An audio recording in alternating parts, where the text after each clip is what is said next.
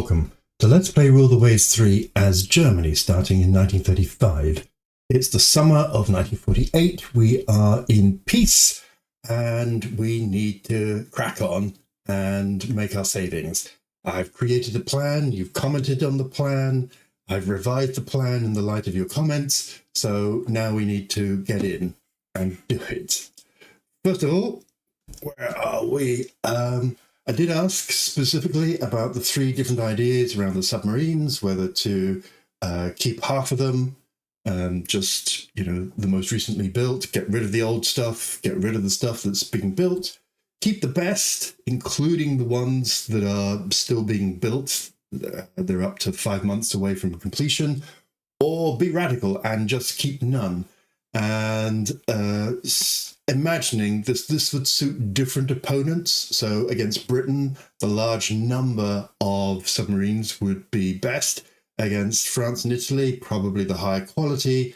And against the Soviet Union, you probably don't even need any submarines as Germany because you're blockading them already. So that was the question I put to you. You were, reasonably clear about what you thought. So, okay. They're all defensible positions, but yeah, okay, keeping the best seems to be the best long-term investment, so we will do that.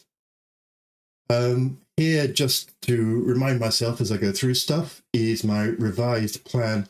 You'll notice that it mainly starts in 1949, really, so I give myself a little bit of a wiggle room in the second half of 1948 to complete the stuff that's going, and maybe get ahead with some of the stuff around the light cruisers and things like that. Seeing what we can manage.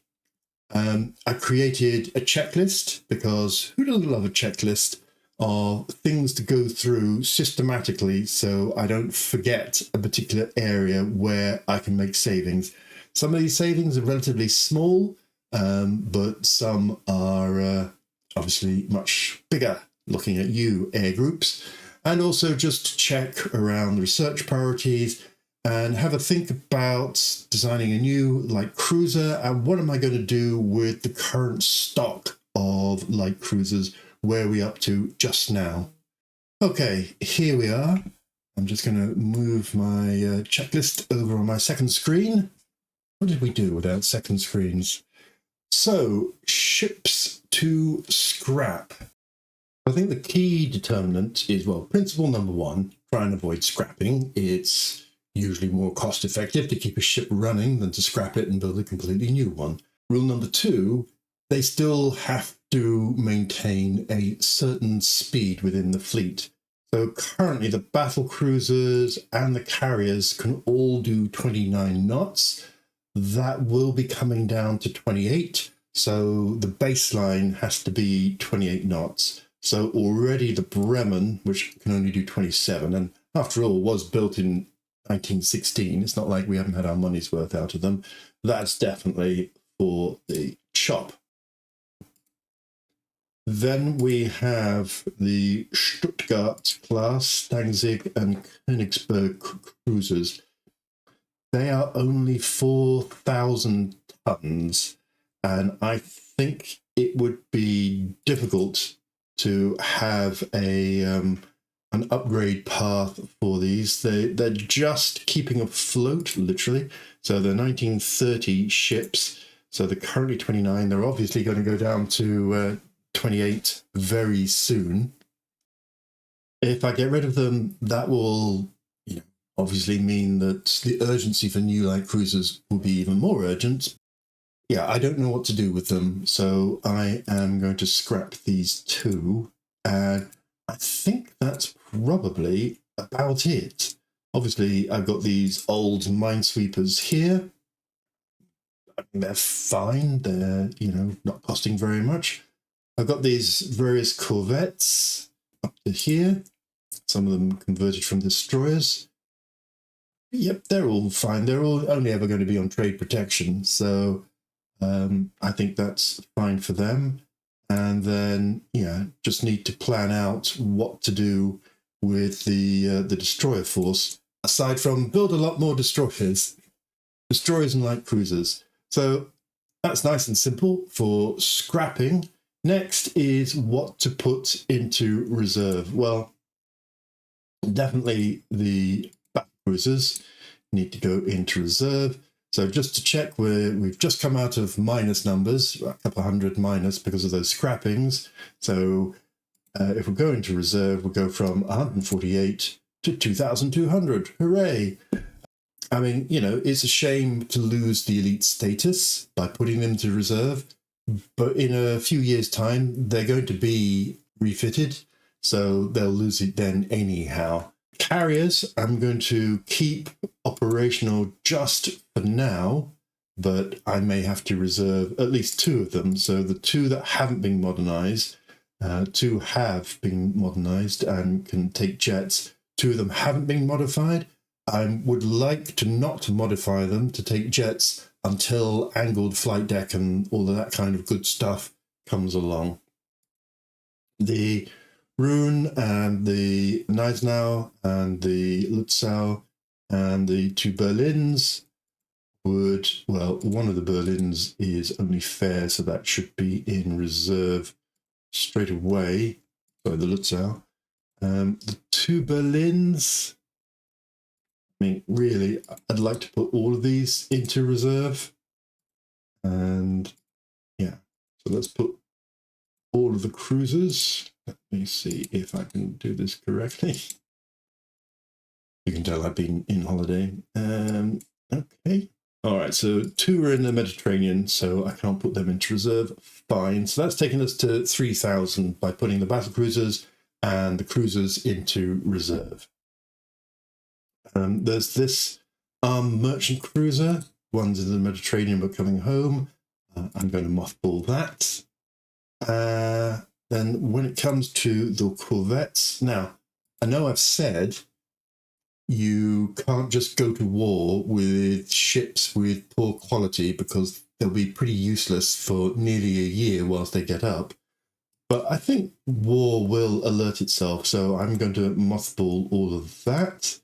And that adds another 500 to total. So now we just have the older destroyers. So I'm going to put the under 2,000 tonners into reserve as well, except for the ones that aren't in home waters. So that's 3,700, which is all good. So that's reserve and mothball. Let's go to the submarines, and let's go to all of the submarines that are less than 122 in their reliability. And just scrap them. 91. That's a fair old few. So that's going to help. And obviously over the next few months, over the next 5 months, all the remainder of these 122s will be finished. And so that is quite an amount.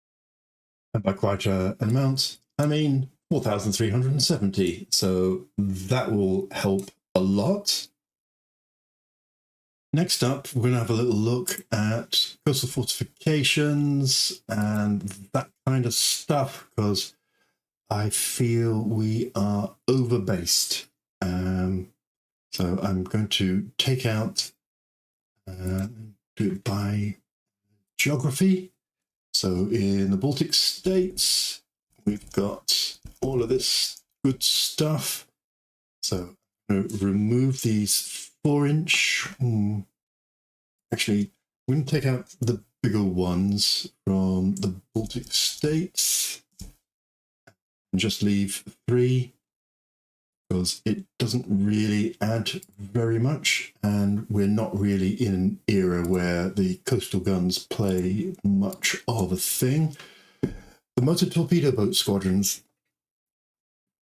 reluctantly, I'm going to take them out. I would love them. I'd love them to be more interesting, to pop into battles more often. It's a very, thrilling and romantic, but unfortunately, it's a very under the hood kind of thing compared to the actions of big fleets, and I've not seen them do very much, so farewell.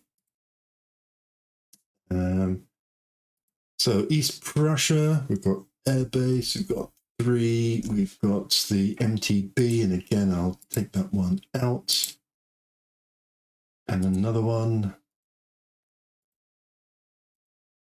East Germany, we've got 3 and a couple of air bases. Germany proper, I'm going to lose a couple of the coastals. I'll keep the 6 inches because, you know, it's Germany, feels more appropriate. Various naval air stations, coastal batteries in Greece. I think I'm way over the thing. So, I mean, I know I spent a lot of money building this 12-inch and stuff, but yes, they create more minefields. But again, I've never seen the minefields do very much.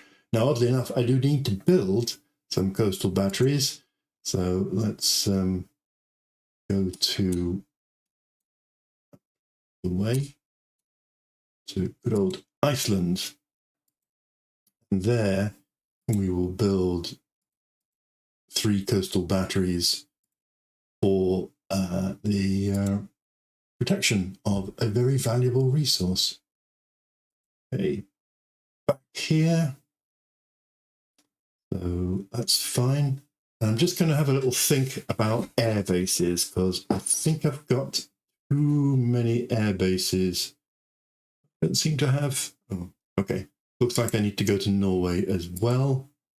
And just add, whoops, just,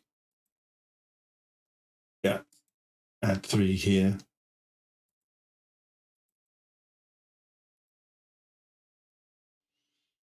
So, air bases in Norway, 1, 2, 3, 4. Okay, it's quite a lot. I could lose the Narvik airbase. I've not really seen actions around Narvik. Well, I don't know. Iceland only has Reykjavik, so Greece, I probably have too many. So if we just have a little look over here, I've got bases in Thessalonica, Patra, Kalamata, Athena, Heraklion.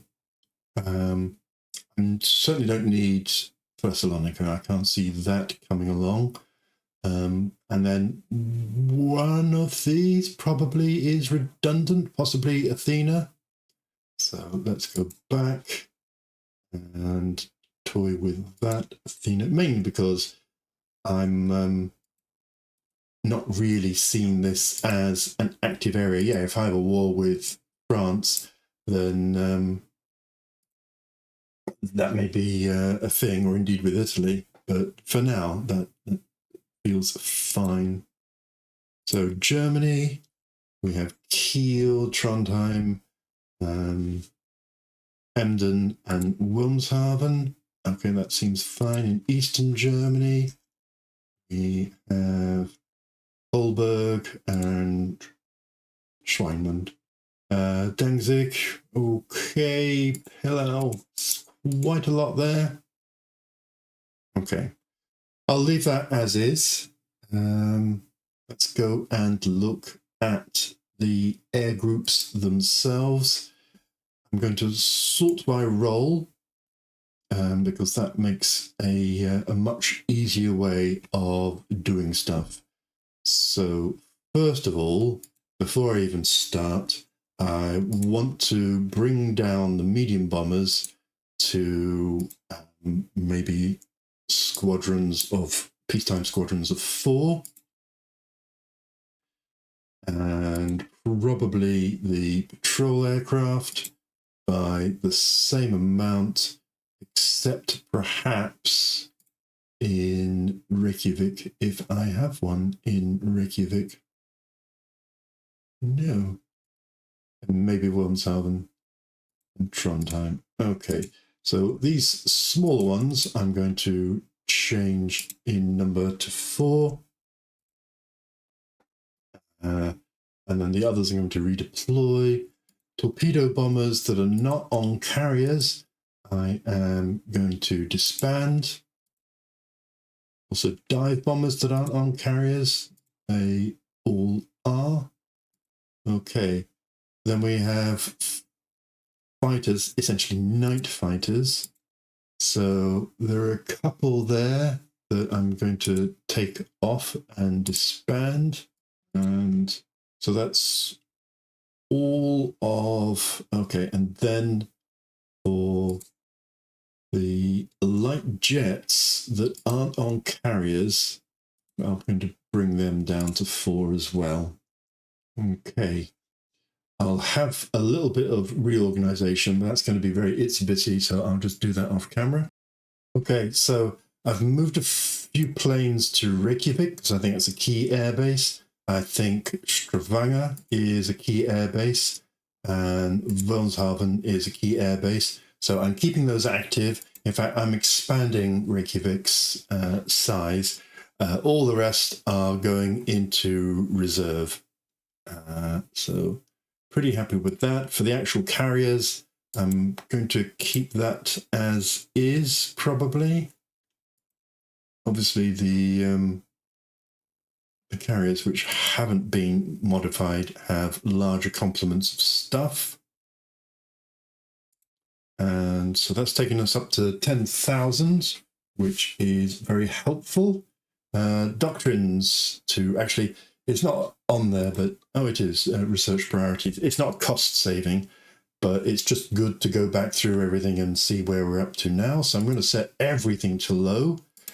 I'm going to put guns to medium because, you know, certainly for the next, 10 years, getting quality 1 guns would be something nice. Missile countermeasures, that's high.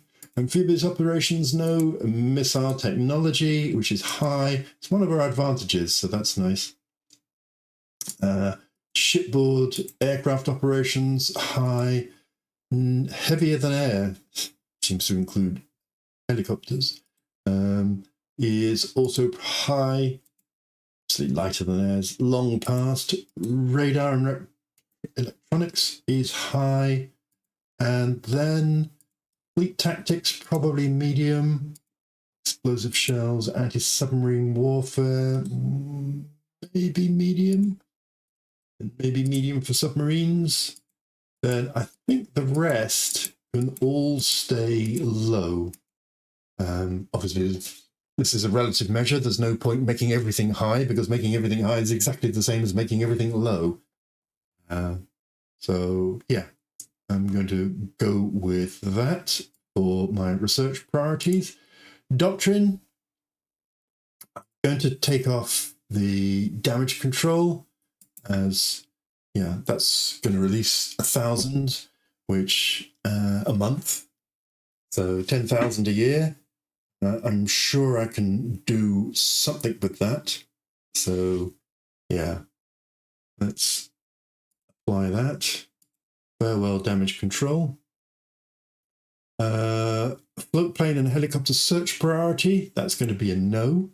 I want faster searches from the jets. Elite pilot training. I don't know what people think. I think pilot quality is absolutely essential. I'm going to put armor piercing shell design to normal now, rather than these various interesting things. Let me know in the comments what you think about ammunition doctrine, particularly around semi-armor piercing, what to do versus light cruisers, heavy cruisers, and battleships for the various calibers, because I admit this is something I've not really studied, so I don't really have a clear opinion on. So ammunition usage by target and ship ammo loadout, please let me know what you think. Peacetime missiles, I'm going to keep them at plentiful. That may get unsustainable as the number of missiles increases in the fleet, but at the moment, about 900, that's a perfectly bearable cost. So, obviously, Naval Academy, why wouldn't you? So those are my doctrines. Next on the list is, good old intelligence. So I don't need high intelligence against the Royal Navy or medium against the French. I'm low against the Soviet Union. I'm going to put it to high because it takes forever against the Soviet Union. And I don't think I need intelligence against anybody else. The good old Italians are allies. So that should keep that relatively simple. And that's it for the money. Well, after all that work, here is my total. So we have 8,000 currently being spent on ship construction. We have another 4,000 on submarine construction, and we've released money up to a 10,000 monthly budget, which gives us 22,659 to play with every single month. My fleet plan was predicated on around about 18,000. So first of all, this will allow us to build up a little bit of a balance, because currently our balance is low at only 15,000. And secondly, we should be able to do more. Doing more is wonderful. Let's have a little look at some of the little minor things. So we have these old 1,000-ton destroyers, and I would very much like to bring it up to this destroyer escort specification that we've been talking about the last 2 episodes, where it's minesweeping mines and ASW weapons, but I don't think we can. So here we are, we're already at minus 68. Thanks, guys. We clear the turrets and get rid of the fire control positions. We set the accommodation to spacious. There are no other guns. So we get rid of these light AA. We get rid of one of the torpedo mounts. 2 is perfectly sufficient. We increase the mines, add minesweeping gear, give ourselves some good old-fashioned ASW. Yeah, they may be ineffective soon. And we get minus 90. So because too much of the ship's stuff is taken up by going relatively fast. So that is unmodernizable, but, you know, that's also good to know. So here's a light cruiser design. Let's take you through the Emden. I did think about changing the name. You know, German light cruisers are always called after towns, but gone with it. I'm going to call them after port cities, and Emden is definitely one of those. So we have 32 knots. Set to engine priority speed. Obviously, I'd prefer not to do that, but if I go normal, I go 250 overweight. That's even with using diesel. So if I went to oil and turbine, that would take us overweight as well. Going diesel is more expensive by a couple of hundred, but can't be helped. Unit machinery to help with protection, inclined belt. We have a 3-inch belt with a 1-inch extender, couple of inches on the deck, 3-inch conning tower, 3-inch turrets, and 1.5 inches on the turret top. Sufficient for dealing with lighter ships. Torpedo defense 2.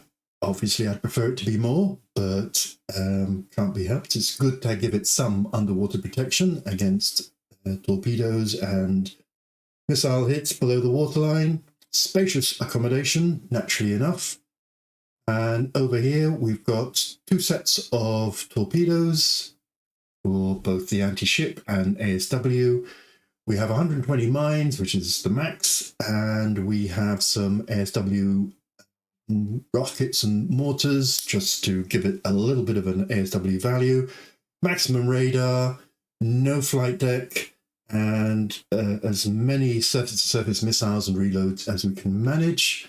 And then in the gun department, 9 6-inch guns. That will probably get reduced when we have to introduce SAMs.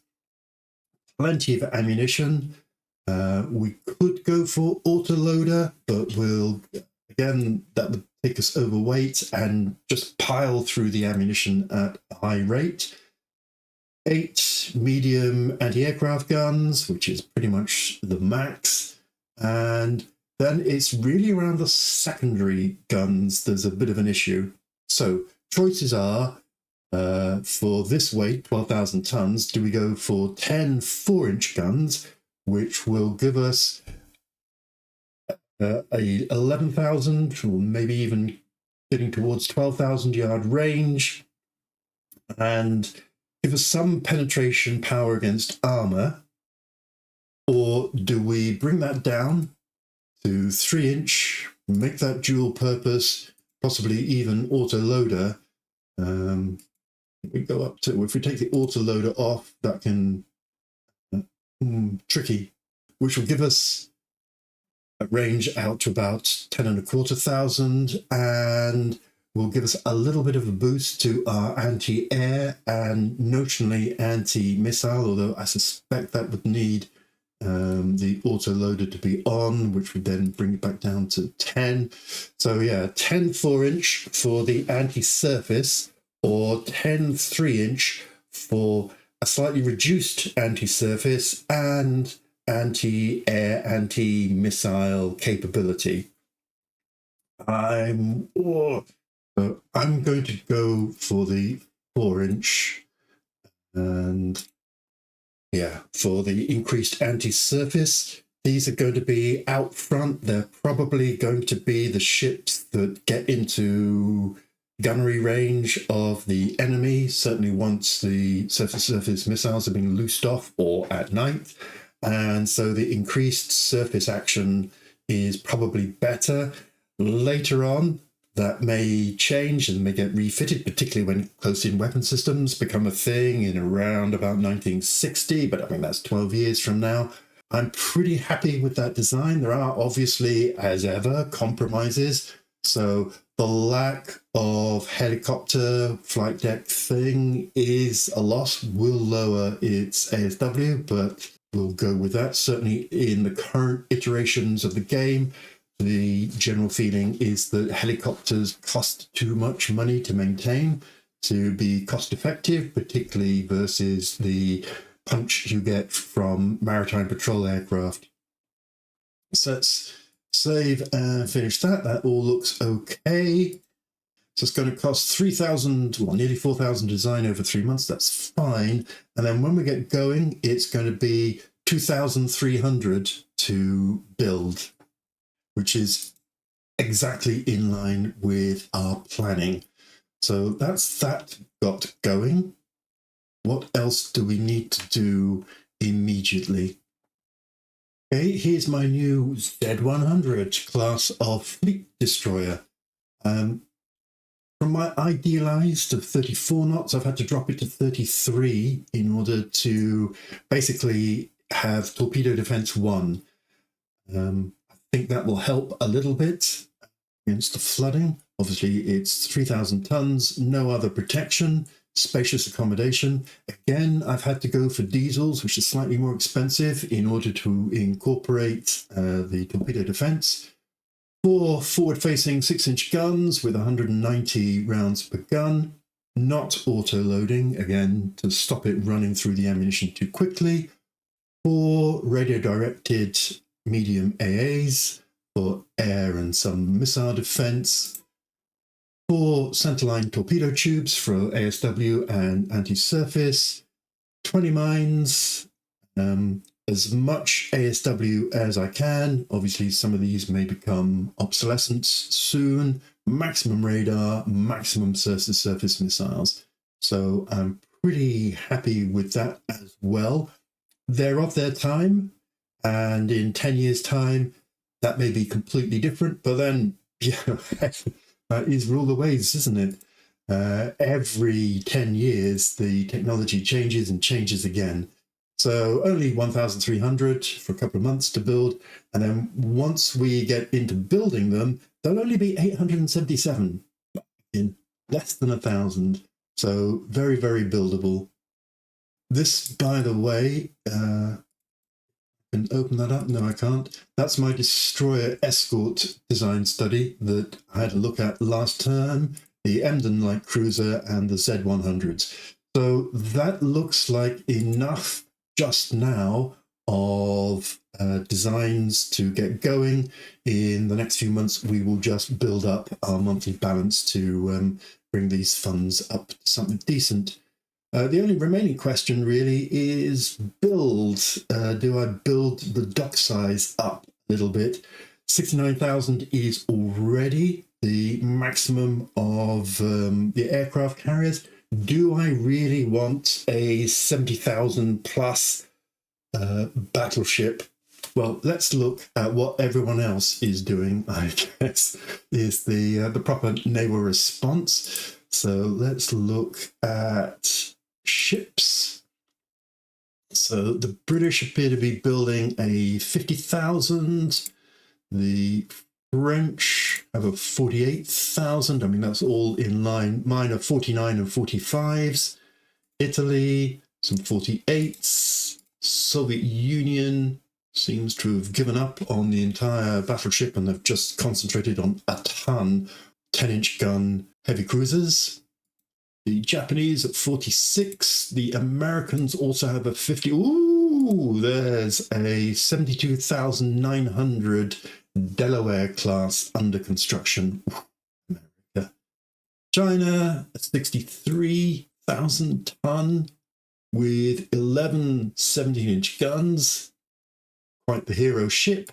And of course, the Spanish don't have any battle cruisers. So, yes, let's just build one more and see how that goes. And then we can build something to rival the Delaware if we want. And that's it. Let's press the big button. Let's see if we can get all this reserve. It may object to having so many ships in reserve and insist that more are on the active fleet. That's always very possible. But no, it was fine with that. Right, so the shipyards are complaining that we need to be building 25% of the total capacity. So I'll have to have a little look at that. Obviously, I will be building more. Obviously, I don't want to incur a penalty. Some more submarines and a finished reconstruction. There's a tech, French dive bombers, and American dive bombers. And okay, statistics from the previous war. Let's just have a little look at this. So 482 aeroplanes downed, 75% of that by fighters, 14% of that by other aircraft, only 8% by heavy, 2% by medium, and 1% by light anti-aircraft. So 11% from anti-aircraft. Now, what that doesn't say is what percentage of air attacks were broken up because of the density of air defenses. And you'd almost have to cull through every single report from every single air attack to kind of get a sense of that. Feel free for somebody to do the work on that. But yeah, there are complaints in the Rutherways forum that this is too low.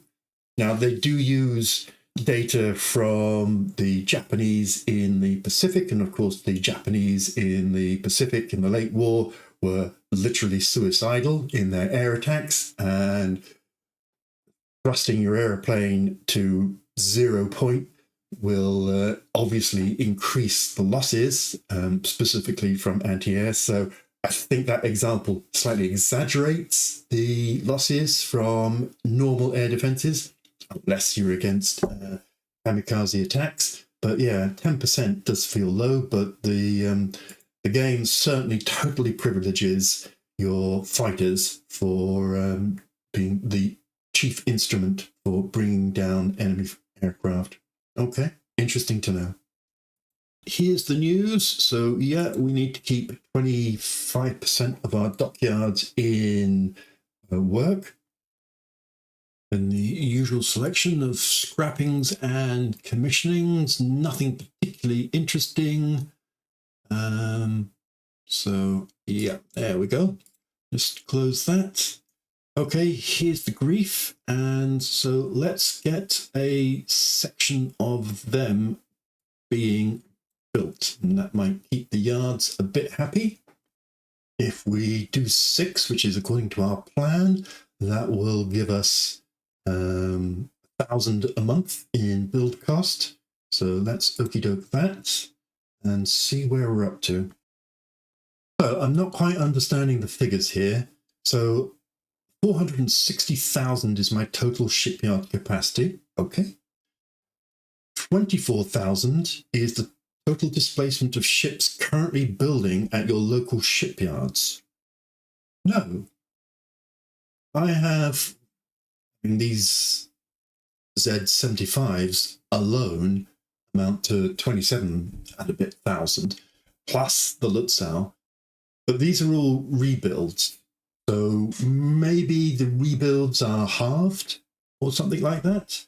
But even then, it doesn't. So if you look at all of this actually in shipyard hands, let's ignore the design studies, that's 45,500.